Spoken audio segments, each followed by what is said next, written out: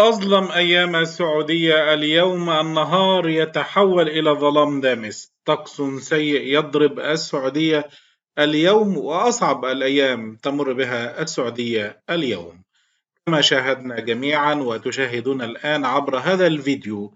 فلقد شهدت المملكة العربية السعودية الشقيقة حالة من الطقس السيء التي ضربت عن جميع أنحاء البلاد وخاصة مدينة جدة، وكان حالة من الطقس السيء والسيول ضربت مدينة جدة والعديد من المدن السعودية نتيجة لهطول الأمطار الغزيرة التي تسببت في تكوين السيول، والتي جرفت معها السيارات وتعطلت الطرق وكافة المصالح في المملكة العربية السعودية اليوم. فأسألكم جميعا وأسأل نفسي الدعاء لأشقائنا في دولة السعودية العربية بأن تكون هذه الأمطار أمطار خير لا أمطار شر إن شاء الله، وأن تكون اللهم إنا نسألك أن تكون سقيا خير آمين يا رب العالمين.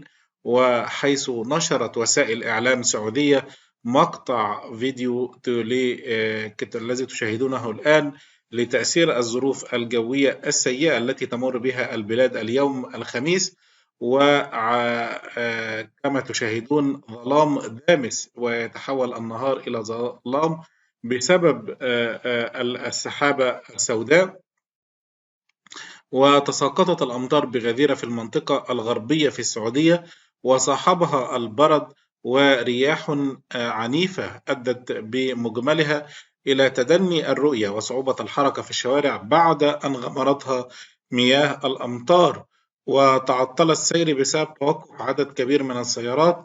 وبلغت نسبة الأمطار خلال 6 ساعات 179 ملم، وهي نسبة لم تسجلها منذ عام 2009.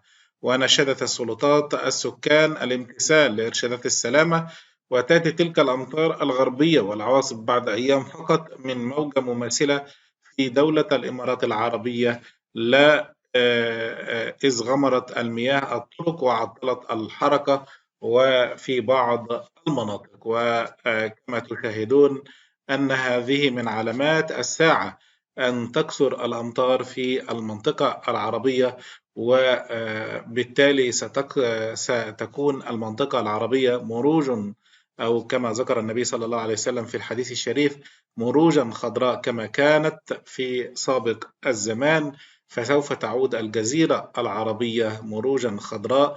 وها نحن نشاهد في هذه الأيام الأمطار والسيول تغمر المملكة العربية السعودية والإمارات وكافة دول الجزيرة العربية. فنسأل الله السلامة، وأدعوكم جميعا أن تدعوا لأشقائنا في المملكة العربية السعودية بالسلامة. طبتم وطابت أوقاتكم وسلم الجميع، وتحياتي لكم جميعا، والسلام عليكم ورحمة الله وبركاته، وإلى اللقاء.